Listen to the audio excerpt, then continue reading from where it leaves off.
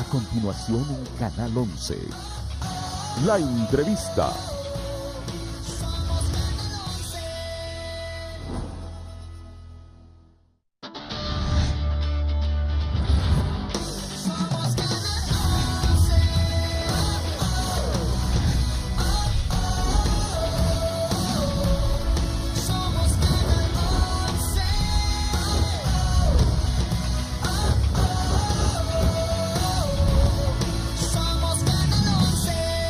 Canal 11.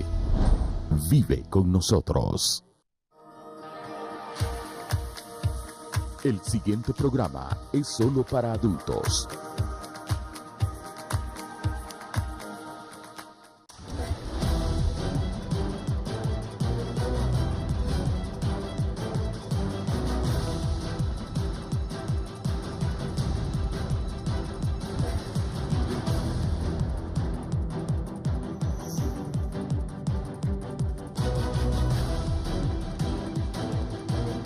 Hoy estamos entregando 3 millones de dólares americanos para un programa de fortalecimiento de las escuelas agrícolas, porque sabemos la importancia de educación. Luego de este importante donativo de parte de China-Taiwán para la mejora de escuelas agrícolas, en presencia de miembros de la sociedad civil, dirigentes magisteriales y representantes de la Asociación de Municipalidades de Honduras, el presidente de la República, Juan Orlando Hernández, anunció que viene una batería de acciones en distintas áreas del sistema educativo, esto como parte del Plan Estratégico 2018-2030. Una transformación también administrativa que denote la transparencia, la eficiencia, la atención especial y el fin último y el punto de partida siempre debe ser el ser humano, es el estudiante, las niñas y los niños, los jóvenes de Honduras. Por su parte, representantes de la AMON y dirigentes magisteriales ratificaron su apoyo al presidente de la República en esta tarea titánica de mejorar la calidad educativa en el país. Hoy día, como gobiernos locales, estamos promoviendo que hasta el último niño y niña en edad escolar no tiene más tareas que hacer de estar en los centros educativos, y ahí nosotros reiteramos nuestro compromiso. Este plan estratégico culminará el año 2030. Nosotros ya hemos trazado una ruta para poder presentar a la sociedad hondureña resultados en los próximos 6 meses, y ya a partir de ayer estamos trabajando junto al ministro para el alineamiento de su plan de 100 días y con una mirada puesta en el largo plazo. Para 11 Noticias, Kelly Olivera.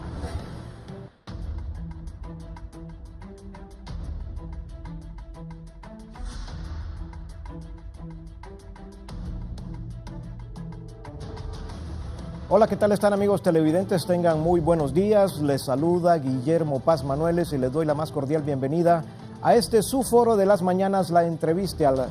Les saludamos hoy viernes 4 de enero de 2019. Tenemos un tema muy importante que platicar con ustedes esta mañana. Ya lo escucharon ustedes, el presidente define una batería de acciones que se traducen en insumos.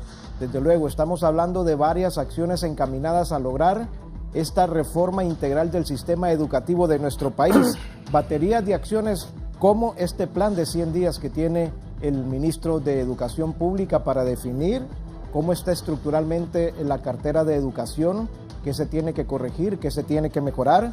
También esta comisión para la transformación del sistema educativo que ha venido trabajando en el tema de reforma educativa integral, y desde luego esta plataforma interinstitucional que ayer fue conformada, que está nutrida por diferentes sectores, representantes de los gremios docentes, de instituciones, y que persiguen entonces darle este nuevo conjunto de acciones al sistema educativo de nuestro país. Es un tema muy importante porque tiene que ver cómo mejorar la educación en Honduras. Platicábamos antes de entrar al foro con nuestros invitados de que gobiernos anteriores hicieron acciones no tan contundentes para definir una reforma educativa. Hubo asomos de una reforma educativa en años pasados, pero lo que estamos viendo entrando el 2019 son cosas totalmente diferentes. Estamos hablando de una dinámica y de una voluntad política para cambiar las cosas en el sistema educativo de nuestro país. Muy bien, voy a presentarles a nuestros invitados de esta mañana en el foro La Entrevista. Inicialmente les presento al nuevo ministro de Educación Pública, Arnaldo Bueso. Está con nosotros este día. ¿Cómo está, ingeniero? Gracias, Guillermo, por acompañarnos. Muchas gracias, es un placer. Un saludo al pueblo hondureño también. Nos acompaña también el licenciado Carlos Hernández. Él es el director de la Asociación para una Sociedad Más Justa y miembro, desde luego, de la Comisión para la Transformación del Sistema Educativo. Guillermo, Carlos, ¿cómo está? Gracias por estar con nosotros. Un placer estar compartiendo. Ministro, quiero comenzar con usted con este plan de 100 días. ¿Qué le permite el plan de 100 días al nuevo secretario de Estado en los despachos de Educación Pública? Bueno, muchas gracias por la invitación. Saludos a Carlos también. Mira, en el afán de poder estar en un contacto permanente con la población y trabajar a través del canal correcto para ellos, que son los medios de comunicación, dentro de la comisión, porque yo formo parte de la comisión también, se ha tomado la determinación de establecer un plan de 100 días que denote con absoluta claridad y con mucha transparencia las acciones concretas que estaremos desarrollando en los próximos 3 meses. Son acciones, muchas de ellas condicionantes para poder impulsar un verdadero proceso de educación de calidad. Unas orientadas al tema de la infraestructura. El presidente ayer estaba anunciando que este año, como nunca, se hará una inversión fuerte en mejorar la infraestructura de los colegios y las escuelas. Pues bien, estaremos informando de cómo va a ser este proceso a lo largo del tiempo. Entendemos y sabemos de que la cantidad de escuelas en el país es inmensa y la cantidad de escuelas que están dañadas también es un número fuerte. La inversión difícilmente puede alcanzar para cubrir absolutamente todo, pero lo que sí estamos haciendo de una forma muy estratégica dentro de la comisión es delimitando y en coordinación con otros actores, delimitando muy bien cuáles son estas grandes prioridades que tenemos en términos de escuelas, a cuáles escuelas son las que vamos a atender, en qué lugares, para de esa forma poder derivar de una forma correcta los recursos. Es importante que el pueblo hondureño conozca en detalle hacia dónde nos movemos en ese sentido. Esa es una acción casi, la llamamos tangible, que podemos ver, podemos tocar, pero es una condicionante importante para asegurar que las niñas y los niños estén en condiciones ideales o condiciones idóneas en sus escuelas. Pero de eso nos podemos trasladar a acciones mucho más profundas, por ejemplo, como establecer un sistema de trabajo y formación permanente al docente, ¿verdad? Esa es una cuestión ya mucho más de fondo que implica una planificación completa de un plan orientado a una mejora continua de los maestros. Yo siempre hablo de los grandes eslabones de la calidad de la educación, los que van a generar verdaderamente la calidad de la educación. El gremio magisterial es uno de los más fuertes y es el que permanentemente tiene que estar trabajando. Pues bueno, te puse 2 extremos y en ese camino tendremos una serie de acciones que queremos dentro de ese plan mostrarlo al pueblo hondureño. Si Dios lo permite, la próxima semana vamos a estar presentándolo. Pero de esa forma, también a través de los medios, mostrar los avances que vamos teniendo en esos 3 meses. Pero no solamente sentados aquí en un foro, sino yendo al campo. Vamos al campo, vamos a ver en qué condición estamos y hacia dónde nos estamos moviendo. Es importante. ¿Y por qué te menciono la necesidad de estar permanentemente informando al pueblo? Porque este trabajo, este reto de mejorar la calidad de la educación no depende de un solo actor. No depende de la Secretaría de Educación nada más. La Secretaría es quien lidera un proceso. Pero en la medida que integremos a una diversidad de actores, que me gustaría hablar más adelantito de eso, en esa medida vamos a asegurar no solamente que vamos a alcanzar el objetivo de llegar a tener una calidad de educación en nuestros procesos, sino que lo vamos a hacer de una forma más rápida, porque vamos a generar compromiso de todos los actores.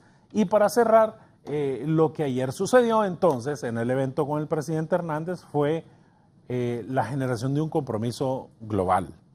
Ayer vistes una representatividad amplia de diversos sectores. Ya no solo es la Secretaría de Educación y el presidente, son los empresarios que están apoyando la educación, es la sociedad civil, los cooperantes, son los gobiernos locales. Mira, otro actor fundamental, los padres de familia y un grupo súper amplio que se complementaba con los directores departamentales y el equipo estratégico de la Secretaría de Educación. Yo creo que vamos por buen camino. Creo que, como mencioné ayer en mi presentación, nunca habíamos tenido una plataforma de condiciones habilitantes tan sólida como la que hoy tenemos. Y desde luego estos 100 días le permite a usted ir socializando con cada uno de estos actores lo que usted propone Sí. para este tipo de reformas. Es correcto, y lo hacemos con la comisión. Y que O sea, no se eso- vea el ministro de Educación como dictatorial, sino que buscando el Claro, consenso. yo siempre lo mencioné. Ha sido casi una condición permanente de trabajo mío, en las puertas abiertas, el poder estar permanentemente en diálogo, en llegar a consensos, y yo lo dije.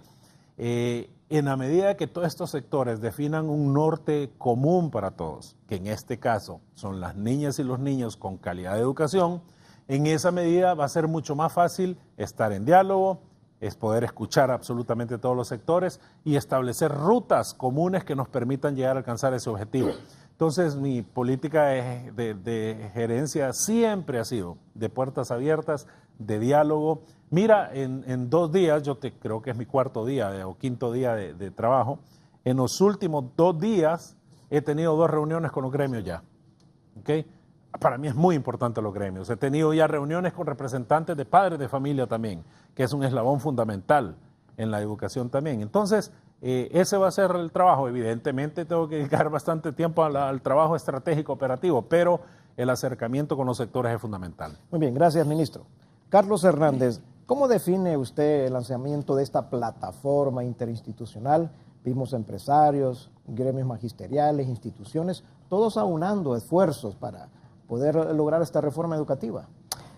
Guillermo, un gusto y qué bueno estar compartiendo con el ministro de Educación esta mañana. Primero, antes de responder, quisiera decir que creo que no desconocemos que tenemos un problema en el sistema educativo. Y es un problema que lo hemos venido arrastrando desde hace muchos años, que desde distintos espacios hemos venido, particularmente nosotros los últimos 11 años, haciendo estudios, investigaciones, divulgando y tratando de provocar una reacción para crear política pública que nos permita integrar todos los sectores que tienen que participar en este proceso para lograr una reforma profunda, pero lograr también acciones que nos permitan mejorar esos indicadores. Indicadores que quizás en algún momento del programa podemos mencionarlo, pero que nos ponen en una situación de desventaja y que nos hace poco competitivos. Aquí regularmente hablamos de querer atraer la inversión, de querer que el país pueda ser más productivo. Ahora mismo estamos hablando y viendo un poco el crecimiento económico que va a tener el país y nos preguntamos, bueno, ¿y por qué no pasamos de un 3? ¿Por qué? Bueno, y en todo eso tiene que ver la educación. Y el Estado, lamentablemente, a pesar de todas las inversiones que se hacen, no ha sido posible encontrar mecanismos que nos permita articular todos estos esfuerzos para lograr revertir esta situación. En ese sentido, el presidente de la República tomó una decisión de crear una comisión, particularmente nos parece una posición acertada, no una comisión interventora, sino una comisión con un mandato específico que le permita, junto con el secretario en el despacho de Educación, estructurar, diseñar, implementar estrategias que nos permitan, como yo decía ayer, pasar del dicho al hecho. Y del dicho al hecho porque hablamos bastante. Después de que se presentan estos informes, hay reacciones y hemos tenido reacciones de los distintos gobiernos diciendo vamos a hacer esto y se diseñan, pero lamentablemente no logramos implementarlo. Tenemos un sistema sobrediagnosticado, más de 36 diagnósticos que tenemos en el sistema educativo, pero una cartera tan compleja, 60.000 empleados o más, con una diversidad de problemas propios de un país con un nivel de pobreza como el que nosotros vivimos, con los centros educativos en mal estado. Mire, necesitaríamos el presupuesto para solo para mejorar y poner en condiciones óptimas la infraestructura del sistema, necesitamos 28.000 millones de lempiras. Eso equivale al presupuesto total de educación, 28.000, incluyendo el presupuesto que se lleva la Universidad Nacional Autónoma de Honduras. Entonces, es una realidad que nos demuestra que a través de los años han habido intervenciones, pero no han habido estrategias que le permita abordar de manera puntual. En ese sentido, la Comisión ha venido trabajando los últimos 2 meses de manera intensa para estructurar un plan, y dentro de esa estrategia hemos llegado a la conclusión de que esto no se puede hacer solamente el secretario y solamente un sector, sino que aquí tenemos que armonizar todos los esfuerzos que hay y todos los actores que de una u otra forma, y que aquí es toda la sociedad, nos vemos afectados por esos bajos niveles de calidad educativa. Y tenemos que armonizar, porque a lo largo de los años han habido esfuerzos, pero lamentablemente a veces esfuerzos aislados de la cooperación, de los gobiernos locales, de la sociedad civil, construyendo escuelas, construyendo aulas, pero es necesario articular todos esos esfuerzos. En ese sentido, el día de ayer sucedió esto que nos parece, fue muy motivador, porque el escuchar a todos los sectores con esperanza, y mire qué interesante, porque en la sociedad nuestra como que nos cuesta ser optimistas y somos más fatalistas y hablamos de lo malo, pero el día de ayer creo que fue algo muy importante, porque es como el renacer, la confianza, la esperanza de que vamos por una ruta diferente. Y en ese sentido yo quiero decir, desde la Comisión Especial de Transformación, que habemos personas de distintos sectores, muchos con una amplia experiencia en el tema educativo, tenemos claridad hasta este momento de hacia dónde debemos de ir. Hay un plan estratégico de 12 años que define de manera puntual cuál es la ruta, cuál es el proceso, cómo debemos hacerlo. Yo creo que eso es importante. Si logramos nosotros que el secretario de Educación, y que estamos muy animados, hemos estado intensamente esto desde el fin de año y ahora trabajando en esto, y logramos que se trabaje en base a ese plan. Si logramos que el Congreso Nacional nos apoye también para garantizar que en un próximo gobierno, porque estamos hablando de 12 años, y 12 años trasciende, son 3 gobiernos los que van a pasar, pero que no tengamos que un próximo gobierno viene y se le invente otra cosa y nos trastoque esto. Tenemos que convertir ese plan en una política pública que nos permita dar sostenibilidad al proceso. Pero por otro lado, hay que empezar a hacer, porque se requiere recursos, se requiere dinero para esto, y esto es importante decirlo. Pero primero tenemos que hacer eficiente lo que tenemos. Hoy el Estado destina 28.000 millones de lempiras para el sector educación. Bueno, es poco. En relación al Producto Interno Bruto apenas representa el 4 o 4.5 y deberíamos de elevarlo al 8. Pero este es un gran desafío. Pero tenemos que garantizar que ese presupuesto se use de manera eficiente. Y uno de los mandatos que tiene la Comisión es justamente revisar esto, revisar el tema de personal, garantizar que el personal, no solo los maestros, a los maestros les hemos pedido 200 días de clase, pero ahora estamos hablando de hora efectiva clase, asegurarnos que esté ahí, pero los mandos intermedios, los directores municipales, los directores distritales, los directores generales, el secretario, el ministro, todos dando resultados concretos y hacerlo con transparencia y evidenciarlo al pueblo y tratar de generar un movimiento que ponga a la educación en primer lugar. La educación tiene que ser el primer lugar, porque de ahí depende todo. Cuando le preguntamos al ciudadano, cuando le preguntamos a los actores políticos, deben de poner la educación en primer lugar. Y no está en el primer lugar. Las encuestas nos dicen que pasó al 5º lugar cuando habla de los problemas que tiene. Si empezamos a identificar cuál es el problema y decir, bueno, sí tenemos estas dificultades y las reconocemos con valentía, y se requiere valentía de un gobierno para decir, mira, En matemáticas el nivel satisfactorio apenas es de 23% en algunos grados. Tenemos un serio problema en el tercer ciclo de educación. Se requiere valentía, pero al mismo tiempo ahí mismo mostrar la estrategia para revertir eso. Nos va a llevar tiempo, obviamente nos va a llevar tiempo y eso hay que tenerlo claro. Pero si logramos sentar las bases, como decíamos, y es por lo menos el gran desafío que tenemos nosotros como comisión los próximos 3 años, poder sentar las bases para estructurar un programa, un proyecto con la participación activa de todos los actores para lograr revertir estos indicadores, mejorar la cobertura en algunos niveles, universalizar la educación preescolar. Es un gran desafío que tenemos que hacerlo en los próximos años. Todos nuestros niños de edad preescolar deben de estar en la escuela.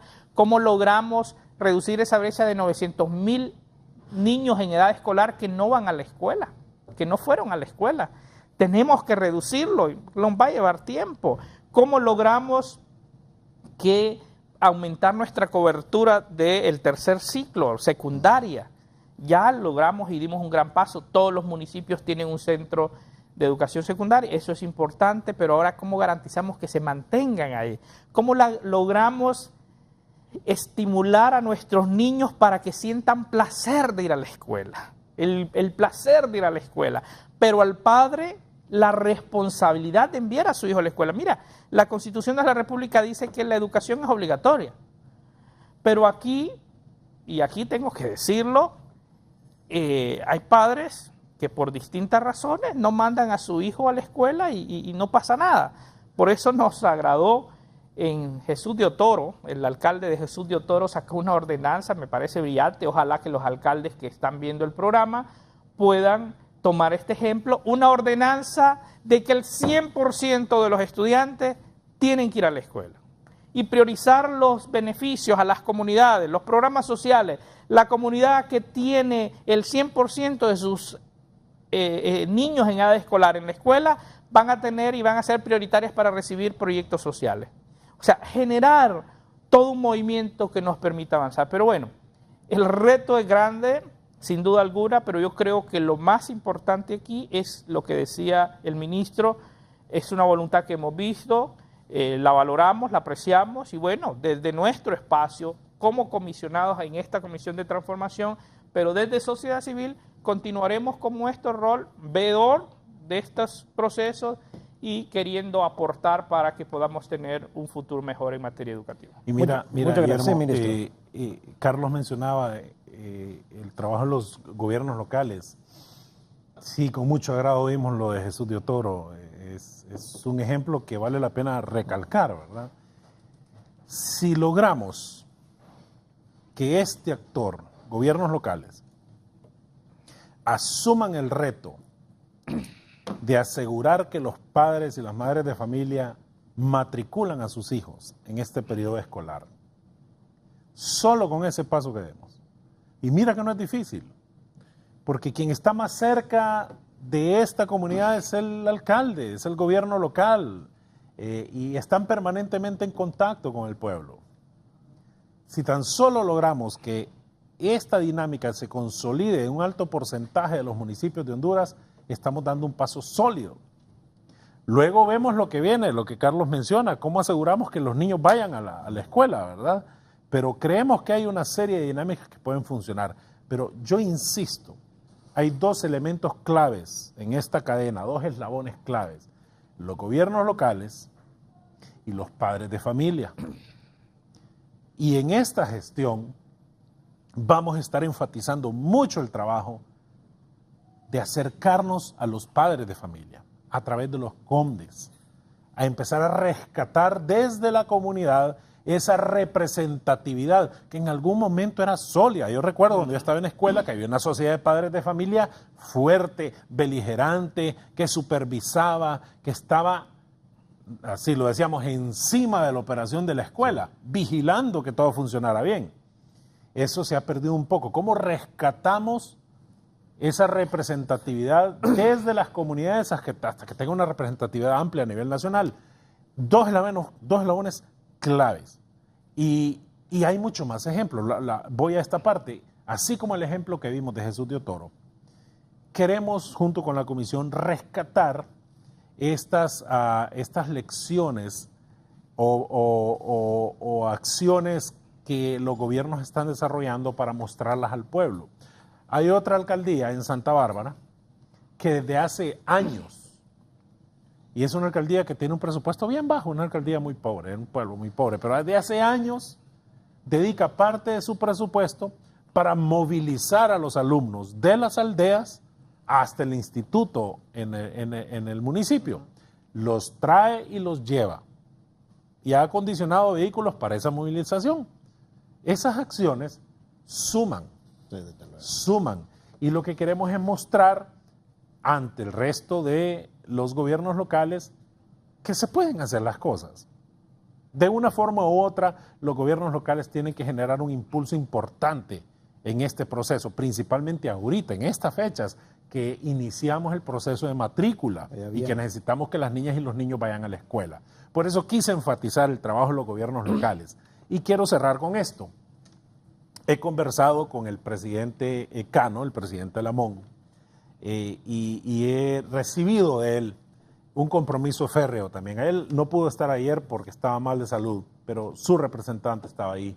Y él está muy comprometido a impulsar acciones concretas en este sentido. ¿Cómo podemos hacerlas sostenibles?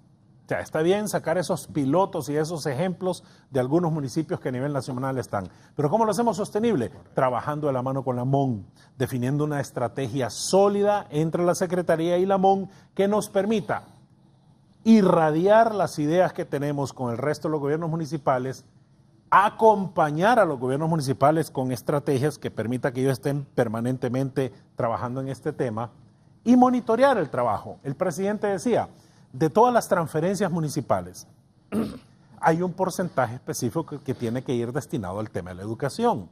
Bueno, ¿cómo aseguramos que eso suceda? ¿Cómo aseguramos que ese porcentaje va dedicado a la educación de calidad? Por eso recalco, es fundamental el trabajo con los gobiernos locales. Hay un ejemplo de un programa que nosotros, cuando yo estaba en CARE, desarrollamos en Guajiquiro. Mira, no voy a tomar muchos minutos, pero quisiera que el pueblo hondureño conociera este ejemplo. En Guajiquiro, La Paz, hace muchos años, se mencionaba como chiste de que era el lugar donde mandaban castigados a los maestros que se portaban mal. Y en CARE nos acercamos a Guajiquiro y se diseñó un programa piloto de educación de calidad. Y efectivamente los índices de matemáticas, de español eran bajísimos, era casi cero la asistencia de las niñas a las escuelas. Y la permanencia era bajísima, los maestros estaban desmotivados e iniciamos todo un trabajo para fortalecer a los eslabones fundamentales, el gobierno local, los padres de familia, los maestros y los niños. Si uno de esos eslabones falta, difícilmente podemos alcanzar el éxito en la calidad de la educación. Y después de 5 años, Guillermo, Carlos, después de 5 años, al haber consolidado el trabajo, asegurando que los padres se comprometieran en mandar a sus hijos a la escuela, luego entramos con procesos más fuertes, como estas familias tenían acceso a producir, generar ingresos y mejorar las condiciones de nutrición de sus hijos. Hay una cosa más profunda, pero mandar a sus hijos a la escuela permanentemente. Cómo los maestros se motivaban haciendo un proceso permanente de formación y capacitación a ellos. Y cómo trabajar de la mano con el gobierno local para que destinara suficientes recursos de su gobierno local al tema de la educación. 5 años después, el gobierno municipal destinaba un poco más del 40% de su presupuesto al tema de la educación. No solo en la cabecera municipal, sino que en muchas aldeas. Los niños alcanzaron los niveles más altos al grado que creo, sin temor a equivocarme, que fueron uno de los más altos índices a nivel nacional. Los padres de familia fueron un ejemplo nacional. Creo que aún lo siguen siendo. Y ellos mismos eran los encargados de vigilar, que los maestros cumplieran, que sus hijos estuvieran en clase. Ellos daban la merienda escolar y ellos estaban permanentemente asegurando que la infraestructura estuviera en buenas condiciones. ¿Ves? Eso es sencillo, es una dinámica que se generó localmente. ¿Qué es lo que buscamos? Ver cómo replicamos estas experiencias y sobre todo, si son exitosas, cómo las elevamos a escala para que se conviertan en una política pública, ¿verdad? Estos ejemplos funcionan y por eso cuando hablo de sociedad civil es importante rescatar las experiencias que todas estas ONGs internacionales y nacionales tienen a lo largo y ancho del país. Te hablo de una sola experiencia, pero hay cualquier cantidad de experiencias exitosas. Entonces este es otro elemento que vamos a estar trabajando fuerte de la mano con sociedad civil, porque ellos son un actor fundamental en esto. Pero cuando puse este ejemplo es que se puede lograr. Sí se puede. Pasa por la voluntad. Pasa por la voluntad. Así es, ministro. Me parece importante, Carlos, estos ejemplos del ministro cuando habla de lo fundamental que es trabajar con los gobiernos locales y los eslabones que pueden entrar en acción para que este sistema educativo avance. Digamos, los ejemplos que hemos tenido en el área rural. El ausentismo casi, yo no diría voluntario, sino que obligatorio de niños y niñas, que el padre, el campesino, la madre campesina les dice, no van a la escuela, me tienen que ayudar en las faenas del campo. Desde ahí ese niño se va relegando, inició el proceso educativo, él ya no se matriculó, ya no fue a la escuela y ahí se va generando una dinámica negativa para ese proceso de enseñanza-aprendizaje del niño. Entonces es importante hacerle notar a las alcaldías que deben de trabajar en fomentar que el niño en el campo esté en la escuela y que el padre de familia no sea ese eslabón que le prohíba al niño ir a la escuela por quedarse en las labores del campo. Efectivamente, y por eso tenemos que considerar, hay factores asociados también que condicionan la participación del niño en el proceso de enseñanza. Y hay que tomarlos en cuenta, y por eso decíamos, esto no nos compete solamente a la Secretaría. Y dentro de lo que hemos venido estudiando y lo que se ha venido haciendo es, sí evaluamos español, matemáticas y todo, pero también esos factores asociados, el tema de pobreza. Y hablábamos, aquí en los últimos años tenemos los programas sociales, y bueno, son programas que surgen con un principio de una condicionante, o sea, te dan un beneficio social, llamémosles un bono, una casa o piso, todo lo que hay ahora, pero tiene que haber una condición, y la condición primaria tiene que ser que el niño esté en la escuela. Y hay que asegurarse que esas condiciones se den.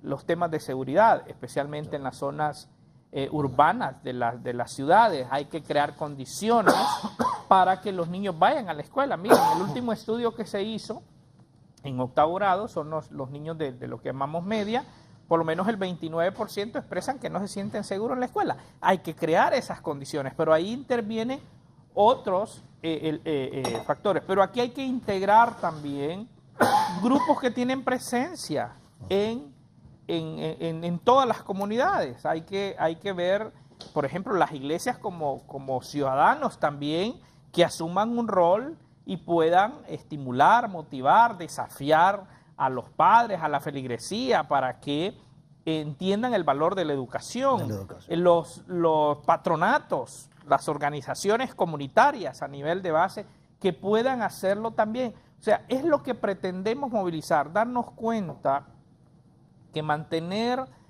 al niño en el aula de clase por sí solo tiene un beneficio que a lo mejor no va a ser el beneficio tangible de hoy, del padre que manda a cortar café o manda al niño a trabajar para resolver el problema hoy, sino algo sostenido. Obviamente, Guillermo, ese es un gran desafío. Es cultural también. Sí, pero creo que, y ahí es donde tenemos que empezar a cambiar eso, a cambiar la cultura. El país no va a avanzar si no logramos, yo insisto en esto, priorizar el tema de educación. Y aquí tenemos que participar todos, y el ministro lo decía, política pública basada en evidencia, y eso es justamente lo que nosotros queremos, diseñar política pública basada en evidencia y que podamos ir evaluando, y tenemos ya la base, ya sabemos dónde estamos, pero bueno, al finalizar este 2019, mostrarle al pueblo, a la cooperación, a los medios, hacia dónde llegamos. Reducimos ese número de estudiantes en edad escolar que no estuvieron en la escuela. Bueno, y si no lo hicimos, ¿por qué no lo hicimos? ¿Qué pasó? Y el tema de la deserción escolar, que es un fenómeno también, ¿verdad? Se matriculan los niños, pero luego salen a mitad de año, salen de la escuela. Hay que preguntar por qué. El maestro tiene que darnos una respuesta. ¿Por qué el niño se fue?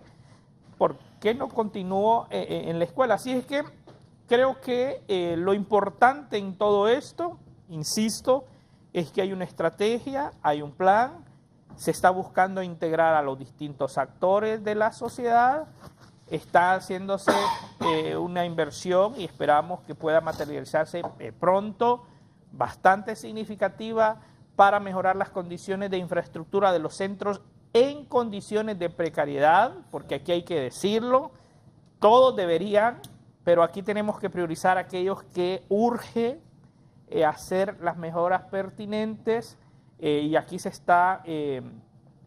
va a implementar un modelo que es importante decirlo también, porque tiene que ver con esto de la participación, un modelo exitoso que permita involucrar a la comunidad en la gestión de las obras de infraestructura, que nos garantiza transparencia, nos garantiza participación, movilización y obviamente articular todos estos esfuerzos. Desde luego, Carlos, antes de hacer una pausa comercial, yo quiero resaltar también ese hecho que ocurrió el día de ayer en el marco de esta actividad tan importante con el presidente, la donación que ha dado el gobierno de China a Taiwán, $3 millones para mejorar las condiciones en las universidades agrícolas. Y esto también va a fomentar que los muchachos, en lugar de estar en las labores del campo, como dice Carlos, definiendo una vida sostenible, que ellos puedan estar en las universidades agrícolas como las que tenemos en diferentes puntos del territorio nacional. Esto va a fomentar la presencia de los jóvenes en este tipo de niveles educativos, alejándolos un poco de estas labores que son para el día a día, pero que no representan una consecución en la vida de los muchachos en el interior del país. Vamos a hacer una breve pausa comercial, no nos cambie, vamos a seguir debatiendo. Le voy a consultar al ministro de Educación Pública al regresar cuáles son estos actores diversos que deben de estar ahí presentes para la consecución de este plan, de esta reforma educativa. También quiero preguntarle a Carlos Hernández en los análisis y diagnósticos que ha hecho la sociedad civil y la Comisión para la Transformación de la Educación, cuáles son las condiciones que hay que mejorar ya, que ya no se puede estar esperando mañana o pasado mañana o un par de meses, que ya se tienen que comenzar a mejorar para darle esta dinámica diferente a las novedades que vienen para el sistema educativo de nuestro país. No nos cambie, seguimos en la entrevista.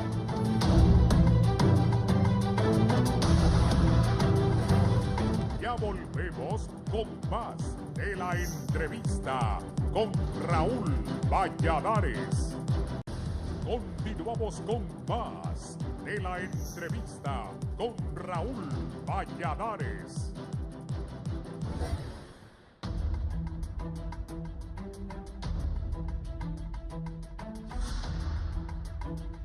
Gracias, amigos televidentes, por continuar con nosotros en la entrevista.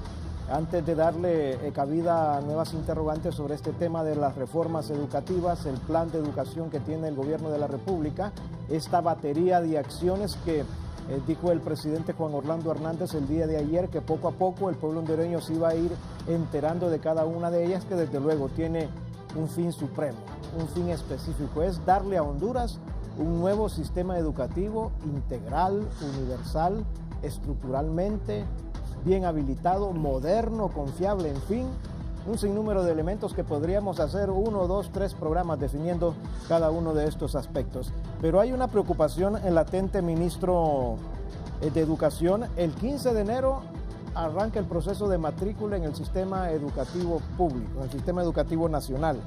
Y el 1 de febrero inician las clases, pero los padres de familia ya se están aglomerando en las oficinas del registro desde muy tempranas horas, ministro, solicitando las partidas de nacimiento, y creo que ahí había una ayuda, un aporte de parte del gobierno para facilitar este proceso. Sí, mira, el que se esté aglomerando para mí es una buena noticia. Sí, bueno, es porque hay una voluntad de los padres de iniciar ya el trámite para la matrícula, eso es bueno, le felicito.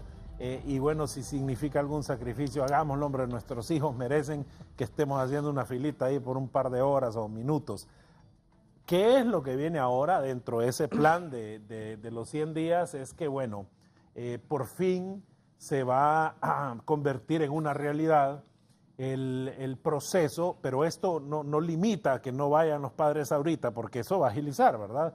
De una conexión directa que va a haber entre el Registro Nacional de las Personas y el Sistema Educativo Nacional, para que los maestros en las escuelas, los que tienen acceso al internet y tienen su computador y tienen una impresora, puedan, con el nombre de sus padres, bajar la partida de nacimiento de sus hijos, de los hijos que van a matricular. Es una partida de nacimiento que es exclusivamente y viene codificada para el uso de la matrícula. No es que es una sucursal de registro tampoco, ¿verdad? Sino que es codificada para uso exclusivo de la matrícula. ¿Qué pasa? Eso va a facilitar mucho el trabajo, va a ahorrar tiempo y dinero de los padres, porque con el simple hecho que lleguen a la escuela, den su nombre, bajan la partida de nacimiento y ahí mismo se procede a la matrícula. El presidente Hernández hablaba también ayer de que si el niño ya fue matriculado una vez, se sacó la partida de nacimiento, para los siguientes años no debe ser necesario hacer este mismo trámite porque ya se tiene un registro inicial. Todo eso se está trabajando, pero lo importante ahorita es que ya creo la próxima semana haremos el ejercicio inicial de cómo es que funciona esto, y en los lugares que yo estoy tratando de tener con claridad qué zonas del país son las que tienen acceso de las escuelas a los servicios, para que el pueblo sepa, ¿verdad? Porque no todos los lugares van a tener acceso al internet. Pero sí, en el afán de facilitar el trabajo y bajar un poco el sacrificio económico y tiempo de los padres, se ha puesto ya, ahora sí va a ser una realidad, la conexión directa del registro de las personas con la Secretaría para poder obtener electrónicamente la partida de nacimiento y que ahí mismo se matricule el niño o la niña. Hablando del sacrificio económico para los padres, que así es, tengo entendido que los padres lo asumen con mucha responsabilidad en la mayor parte de los casos. No les importa ir a vender esto, empeñar esto, pero que el niño tiene que estar en la escuela, tiene que estar en la escuela. Los cobros que generalmente se dan en algunos colegios, en algunas escuelas, digamos, para cuidar la escuela, hay que pedirle 100 empiras a los padres para esto, para la junta de padres de familia, para folletos, y todos estos cargos que van representando al final de cuentas un sacrificio también para los padres de familia. Mira, Guillermo, este es un punto muy personal. Hay varios temas que yo tengo que profundizar aún, apenas estoy iniciando. Sí.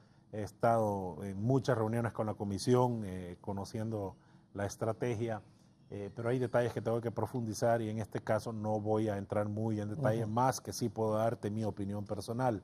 La educación tiene que ser gratuita y en la medida de las posibilidades tenemos que luchar para que esto se lleve a cabo de esta forma. Pueden haber algunas excepciones que deben de ser muy bien monitoreadas.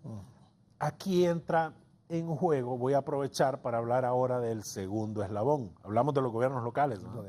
El segundo eslabón, padres de familia. Padres de familia. ¿Cómo consolidamos una asociación de padres de familia real que venga desde los municipios y tenga su representatividad nacional? Porque son los veedores, porque son nuestros acompañantes, porque son los que pueden vigilar, porque son los que pueden apoyar también al sistema educativo local en las comunidades. Son las personas idóneas, los padres, los que tienen que estar permanentemente vigilando el actuar. Y ellos son los que tienen que asegurarnos, y deben de ser nuestros aliados, para ver que no exista ningún tipo de anomalía en los procesos de educación a nivel local. Y ellos mismos pueden llegar a consensos con los maestros cuando hay algún tipo de necesidad que deba de atenderse de inmediato. Y ahí puede trabajar el gobierno local también. Pero lo que quiero resaltar aquí es que los padres de familia tienen que asumir un rol importante para nosotros, para el gobierno del presidente Hernández. Es fundamental el trabajo con los padres. Y desde esta Secretaría vamos a impulsar fuertemente el acercamiento con los padres y madres de familia. Para nosotros ustedes son esenciales en todos los procesos de educación de calidad que vamos a emprender. En ese sentido, vamos a delimitar acciones concretas de acercamiento local que nos asegure estar permanentemente en contacto con ellos y también fortalecer capacidades para que ellos puedan asumir el rol que les corresponde. Gracias, ministro Hueso. Carlos Hernández, no sé si tiene algún agregado a las dos interrogantes que le plantea el ministro de Educación, pero me gustaría que también me definiera usted cuáles son las condiciones que ya no pueden seguir esperando, que deben de cambiarse ya en escuelas, en el sistema educativo, para darle una transformación poco a poco, paulatino. Bueno, primero yo creo que tenemos, yo lo decía, empezar por las cosas básicas. El niño en edad escolar tiene que estar en la escuela. Y aquí hay que hacer el esfuerzo todos para garantizar que él esté a la escuela.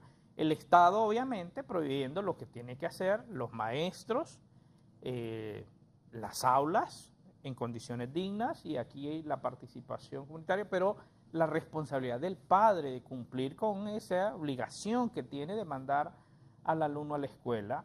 Y hay que empezar, obviamente, por el primer ciclo, ¿verdad? Que aquí es donde tenemos problemas, o sea, los niños de 5 años tienen que estar ya en el centro educativo, y hay distintos modelos, el Estado tiene, pero a los últimos años también se han creado modelos alternativos formales, quiero decir, son formales, que las evaluaciones nos dicen que dan resultados significativos. El tema de los docentes, hay que asegurar que haya una efectividad del trabajo de los docentes. Hemos estado hablando como comisión en 2 ocasiones con los directores departamentales para asegurar que cumplan su función, y aquí estamos haciendo un esfuerzo y una buena noticia, yo creo, para los maestros, porque los maestros se quejan, y yo creo que en parte tienen razón, porque dicen, mire, en los últimos años han sobrecargado al maestro con un montón de acciones administrativas, que el maestro está llenando papeles para todo, y lo que menos hace a veces es atender al estudiante. Entonces, se está haciendo un esfuerzo para ver cómo logramos efectividad, buscar modelos, alternativas, para que el Estado mismo, en la responsabilidad que tiene, no le quite al maestro la oportunidad de estar con el estudiante. Así es que yo creo que ahí tenemos que priorizar. Pero la otra cosa que quisiera aprovechar para decir, mira, Guillermo, en los últimos años se ha evaluado el sistema y tenemos insumos valiosísimos. Yo quiero aprovechar ahora y decirle a los alcaldes municipales, a los gobernadores, a los diputados, mire, es terrible. Casi estoy seguro que muchos diputados no saben cuál es la condición real en educación de sus departamentos. Y se ha venido haciendo un trabajo fuertemente con apoyo de la cooperación, y hay un portal en internet, desempeñoeducativo.hn, y ahí usted puede ver por departamento. Yo estaba ahorita mismo escuchaba al ministro y estaba viendo los departamentos, y yo me preguntaba, ¿sabrán, por ejemplo, los diputados, los alcaldes de Colón, que tenemos serios problemas en Colón? Colón es un departamento que tiene mayor nivel de estudiantes con el nivel insatisfactorio. Islas de la Bahía, estaba hablando hace poco con amigos maestros de Islas de la Bahía, yo les decía, ¿qué está pasando? Eso es un paraíso, me fascina Roatán, y hablamos mucho, y los cruceros están llegando, pero cuando uno ve Islas de la Bahía, uno se pregunta, ¿qué está pasando? Estamos formando uno de los departamentos con niveles más bajos en materia educativa. Olancho, mire qué maravilla, el departamento más grande, con bosques y con una vocación que puede generar mucha riqueza al país, pero Olancho tiene un problema serio en educación. Entonces, estos datos, y por eso nosotros hablamos política pública basada en evidencia, si logramos usar estos datos desde estos niveles, pero llevarlos al centro educativo, y aquí es un gran reto que tiene el ministro, cómo logramos llevar esa información a los departamentos, a los centros educativos, porque ya lo tenemos por centro educativo. Mire, esta es la realidad de su centro. Los estudiantes de segundo, de tercer grado están así. ¿Cómo los elevamos al segundo nivel? Pero para esto, obviamente, hay que articular estos esfuerzos, hay que motivar a los directores departamentales, hay que asegurar que los directores municipales sean las personas idóneas, y por eso nosotros insistimos la transparencia en el nombramiento. Y yo siempre aprovecho, yo le digo a los políticos, miren, ya no se puede seguir manipulando el sistema educativo por cuestiones políticas, por amiguismo, ese criterio no debe primar. Aquí es la calidad, encontrar los mejores profesionales, pero también la Secretaría tiene que formar, hay que educar a los maestros. Mire, es lamentable, y aquí hay que decirlo, el Estado no ha contado con un sistema de formación continua de los maestros se graduaron, y ayer alguien lo decía, hace 30 años, hace 20 años, y nunca más volvió, y aquí hay un proyecto novedoso con las universidades, y por eso hablamos de integrar los centros de excelencia académica, que son los que eran las escuelas normales, para tener programas continuos. Pero hay que innovar, hay que crear programas virtuales, porque la realidad es que son casi 60,000 maestros. No los vamos a poder atraer a un aula y formarlos. Programas virtuales de educación para aquellos que tienen acceso puedan, pero hay que estimular al docente, y que es un tema importante, hay que dignificar la labor docente. El ministro contaba ayer la experiencia de sus abuelos, que son educadores, y yo recordaba mientras lo escuchaba, y yo recordaba a mi maestra de primer grado, y me acuerdo perfectamente, la profesora Nolvia Suárez de Mesa, en una aldea en el departamento de Colón, en Planes, donde yo estudié y fui a la escuela, una escuela pública, y la pasión, y era un líder en la comunidad, y bueno, han pasado ya muchos años y yo la estoy recordando. Necesitamos dignificar al docente, que cumple una función importante. Creo que sí hay que demandarle, sí hay que exigirle, por otro lado, el Estado, la comunidad, la sociedad, tiene para que nos motivemos y logremos entonces enfrentar esos grandes desafíos que sin duda alguna el sistema tiene. Y desde luego los docentes nos marcan. Yo recuerdo también con mucho afecto a mi profesor de primaria, el profesor Vicente Moreno. Un saludo, profesor, hasta la costa norte de nuestro país. Un profesor comprometido, un profesor adecuado con sus alumnos, un orientador casi familiar para nosotros. Así que un saludo al profesor Vicente Moreno. Sí, hombre, no, usted también? Es que uno nunca va a olvidar eso. A Máximo U. Madrid, Rubio, Eugenia Caballero fueron mis maestros, ¿verdad? Uno nunca olvida eso, mano. Como ellos fueron los primeros guías nuestros. Mira qué interesante, reflexionaba, todos recordamos nuestros maestros, Claro. Y eso es por algo. Sí. Eso es por algo. Y que eran es porque eran maestros comprometidos, pero comprometidos al grado que fuera de los horarios escolares, ahí andaban detrás de uno para ver si hacía las tareas. Exacto. Sí, pero si no ibas a la escuela te buscaban. Te buscaban. Iban a Entonces, yo estoy absolutamente seguro que en nuestro sistema educativo actual tenemos muchos maestros así. Sí. Pasa por lo que Carlos dice. Estimularlos. Cómo dignificamos su trabajo. Sí. Cómo aseguramos que desde la Secretaría cumplimos en tiempo y forma con nuestros compromisos con ellos. Cómo buscamos alternativas de fortalecer permanentemente sus capacidades. Es que ellos deben de ser los que estén actualizados permanentemente, porque en las manos de ellos está el futuro de nuestro país. Así es. Carlos mencionaba algo interesante. No podemos entrar con acciones tradicionales de formación de maestros. Lo de las escuelas normales que ahora se convierten en centros de excelencia para formación de maestros es fabuloso, pero yo apuesto mucho a la tecnología. ¿Quién no puede tener ahora un aparato de estos? Y crear una aplicación, claro, es lo más sencillo ahora. Una aplicación que permita a los maestros tener acceso a un sistema bajo un código que ellos puedan entrar, de tomar una serie de cursos, hasta diplomados, claro, de forma virtual. y que permanentemente estén actualizándose. Y desde esa misma plataforma nosotros podemos dar seguimiento a esos procesos y acompañar y empezar a delimitar bien quiénes son los que van en un proceso de ascenso en formación permanente, quiénes no, para ayudarles a que suban también. Ese es el otro tercer eslabón que mencionaba, los maestros. Que ¿cómo dignificamos su trabajo? ¿Cómo aseguramos un proceso sostenible de formación permanente? Tampoco es difícil. Crear una plataforma virtual no es complejo. ¿Y es factible? No es complejo. Mira, en ICF hay una plataforma virtual, pero espectacular, que se maneja a través de la Universidad Nacional.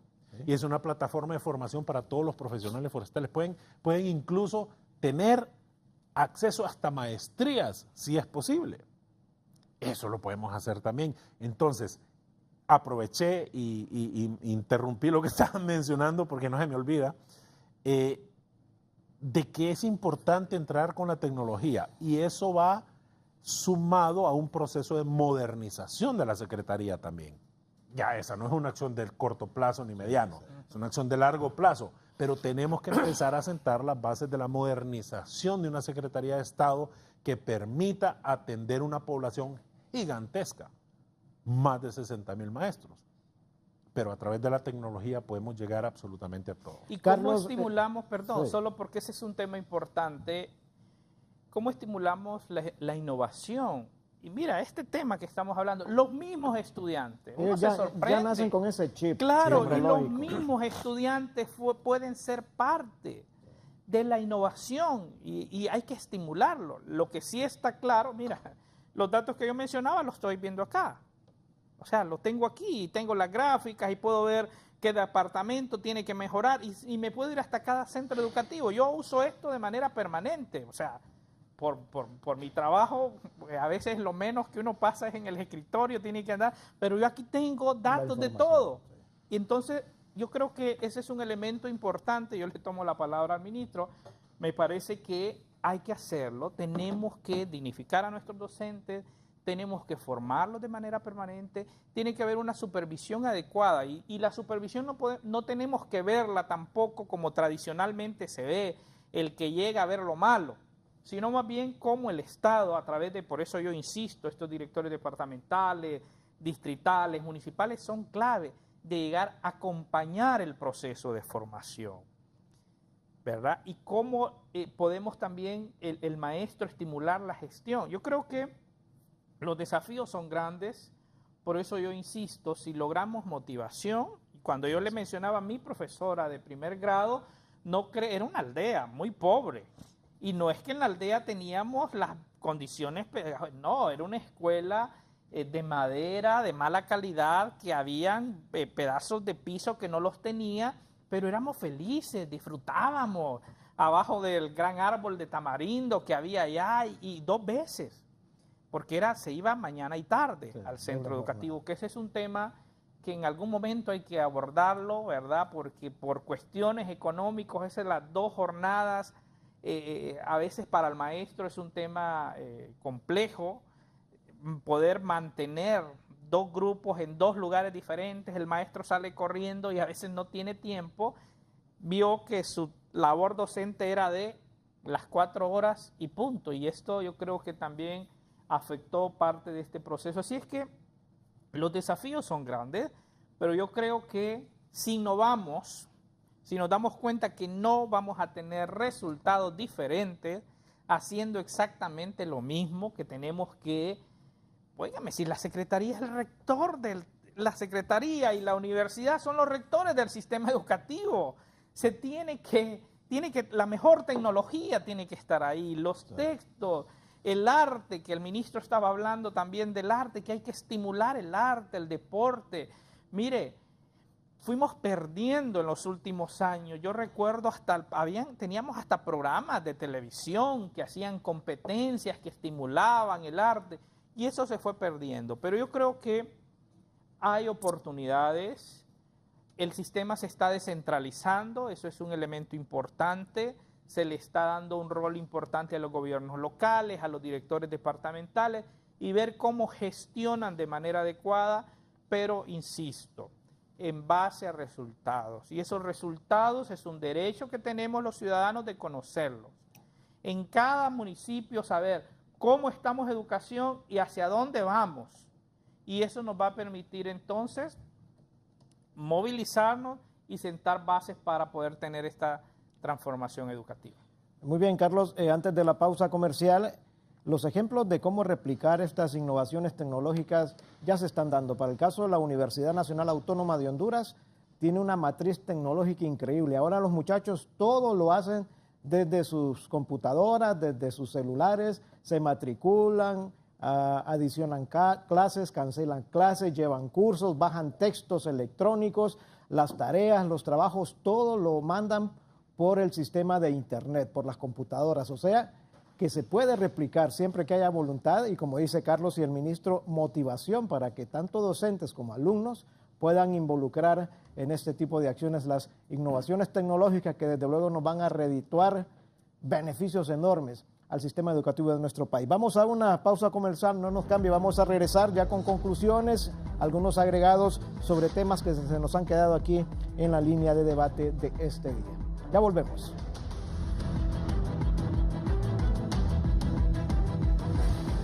Ya volvemos con más de la entrevista con Raúl Valladares. Continuamos con más de la entrevista con Raúl Valladares.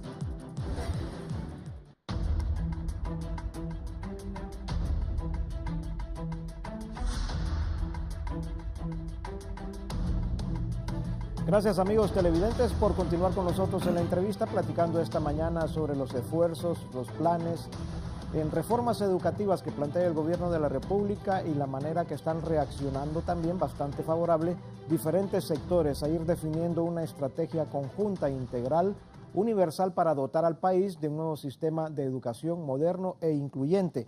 Quiero preguntarle al ministro de Educación, ¿cómo están los planes para la mesa que va a tener la responsabilidad de definir las reformas al INPREMA, ministro? Sí, mire, ese es un buen tema y hablando de dignificación de los maestros, ¿verdad?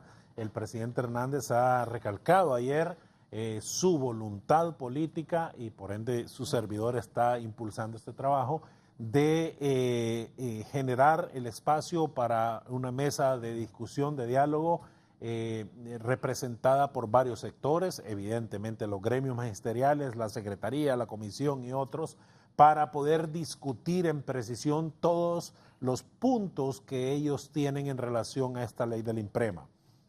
Básico, tener un par de actuarios de parte nuestra, de parte de ellos, para asegurar la medición de los riesgos, ¿verdad?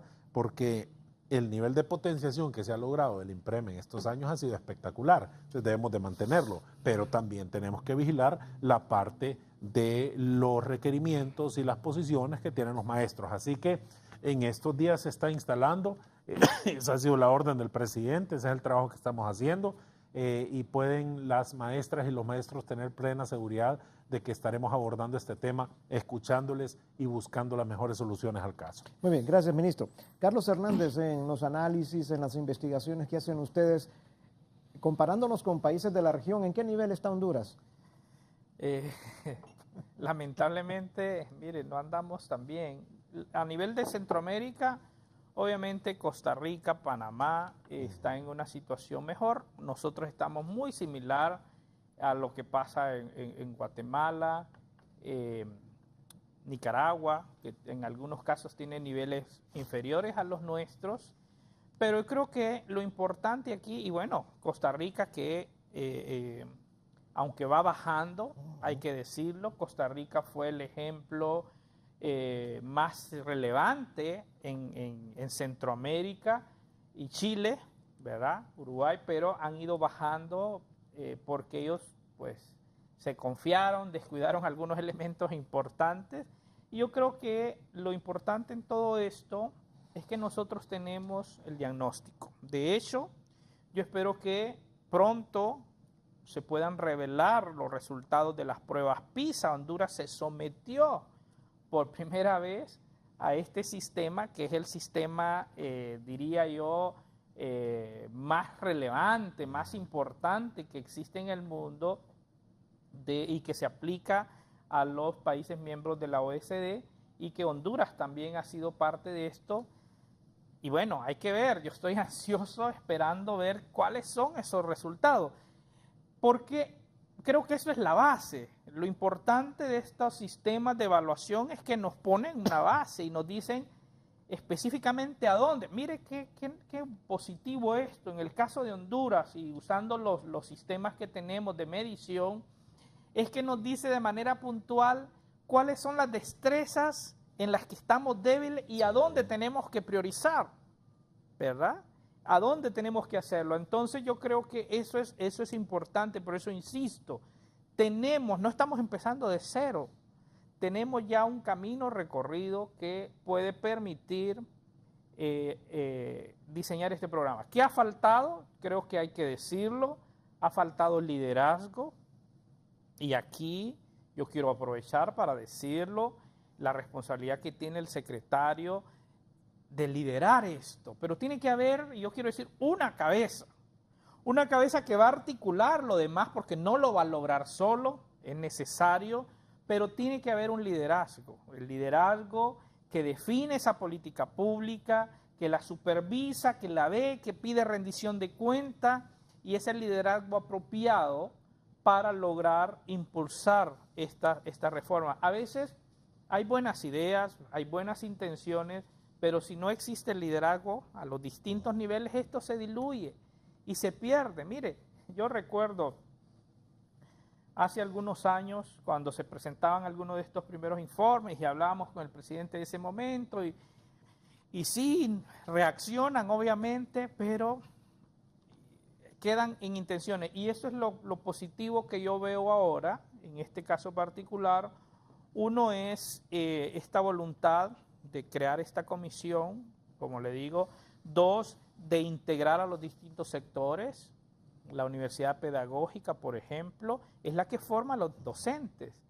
Y estaba escuchando ayer al vicerrector con un mensaje muy motivador, pero bueno, hay que empezar a ver si es pertinente la formación que se está dando a los docentes que están egresando de la pedagógica. Es el único centro de formación de docentes a nivel superior que nosotros tenemos en el país, y por ley son los únicos que lo hacen.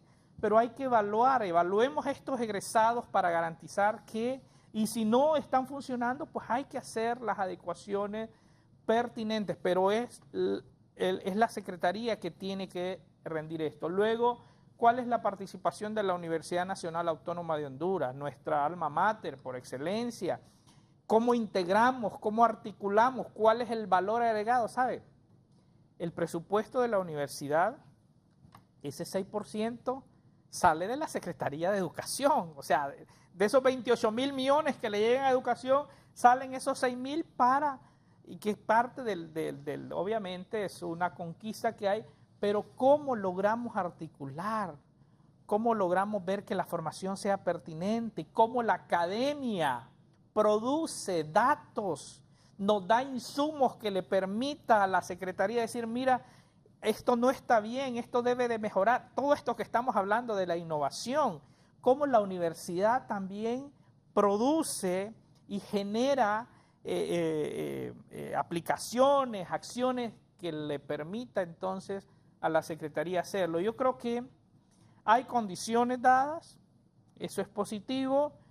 Yo estoy animado en estos últimos días, como lo decía, con el ministro, hemos estado de cerca y puedo ver su motivación, que eso pueda mantenerse, el apoyo que él va a requerir, obviamente, del señor presidente, que tiene que ser permanente, porque es un sector difícil, hay una cultura que no podemos obviarla, y yo aquí quiero aprovechar, ojalá los políticos no se metan, yo en esto insisto, porque como conozco cómo es esto, y aquí hay que ser honestos, aquí van a haber algunos que van a empezar ahí, en educación no puede ser, señores, dense en cuenta que no podemos seguir manejando el sistema educativo como se hacía antes, de poner al amigo sin importar las calificaciones. Si el amigo tiene calificaciones, perfecto, pero el problema es que a veces se quiere poner sin eso y violentando los principios. Y por último, Guillermo, la Constitución de la República es clara. Yo ayer tuve el atrevimiento de compartirle al señor ministro lo que establece la Constitución de la República sobre los deberes que tienen que tener los funcionarios, y ya se establece. Y ningún funcionario puede hacer nada contrario a lo que dice ahí, porque si lo hace, violenta la ley y eso tiene consecuencias. Yo espero que el secretario pueda cumplir fielmente con esa promesa que él hizo cuando lo juramentaron. Prometo ser fiel a la Constitución y sus leyes, y si lo hacemos, si andamos en lo correcto, si logramos trabajar con transparencia y articular todos estos esfuerzos, yo le digo, yo estoy muy optimista, particularmente yo estoy dispuesto y poniendo mi empeño ahí en la comisión, pero esa es la constante en todos los miembros de la comisión, de manera voluntaria, pero los alcaldes, los empresarios, yo he recibido comunicaciones y ahora mismo con varios que dicen estamos dispuestos, pero queremos ser escuchados, queremos ser incorporados. Y yo creo que esto debe de motivarnos a todos para trazar esta ruta que nos permita tener un mejor sistema educativo. Muy bien, estamos concluyendo el programa. Carlos Hernández, ya que está usted en uso de la palabra, sus palabras finales, por favor, sobre este importante tema. No, motivar a los maestros, motivar a los padres de familia, a los gobiernos locales. Todos somos importantes, dejemos al fatalismo a un lado y pongamos todo nuestro empeño para trabajar por nuestros niños y nuestras niñas. La educación y el derecho que ellos tienen debe ser en primer lugar, y tenemos que hacer acciones orientadas a que nuestros niños, nuestras niñas puedan estar en la escuela y tener una educación de calidad. Muchas gracias, licenciado Carlos Hernández. Ministro Arnaldo Hueso, sus palabras finales, por favor, ministro. Muchas gracias, Guillermo. Pueblo hondureño, nunca antes habíamos tenido condiciones habilitantes tan fuertes para impulsar la calidad de la educación en Honduras.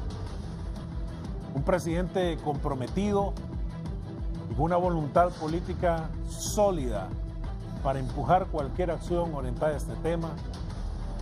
Ahora una comisión de acompañamiento a la transformación educativa conformada por personajes de nuestra sociedad que tienen una altísima experiencia y compromiso por nuestro país. Ayer corroboramos la voluntad de todos los sectores también comprometidos, sumándose a este compromiso por la calidad de la educación, gobiernos locales que se percibe la intención de salir adelante. Estamos en el momento correcto para iniciar este trabajo. Iniciemos, manos a la obra, empecemos a trabajar. Ya se delimitó una estrategia, ya no vamos a seguir estudiando y delimitando hacia dónde nos movemos. El plan de 100 días viene la próxima semana, tenemos que empezar a trabajar. Y la primera acción es, vamos a llevar a nuestros hijos y nuestras hijas a matricular. Muchas gracias. Muchas gracias, ministro. Muchas gracias, Carlos Hernández, por estar con nosotros. Yo quiero decir dos detalles breves para concluir. Lo que dijo Carlos Hernández, políticos, no politicen el tema de la educación, por favor. Usen otros argumentos, pero la educación necesita el apoyo y el respaldo de todos los sectores, de forma meridiana, clara, pragmática. No podemos politizar este tema. Y otra situación muy importante, vamos por buen camino. ¿Y por qué lo digo? Porque lo han dicho nuestros invitados de esta mañana. Tenemos en Honduras políticas públicas que se pueden medir en educación, que se pueden comprobar en educación, y estas políticas públicas que van a acompañar este plan de educación, este plan de reformas educativas, le van a dar el norte a Honduras hacia donde tenemos que caminar en educación y así mejorar a las nuevas generaciones. Agradezco que hayan estado con nosotros, que estén bien este día viernes. Con permiso.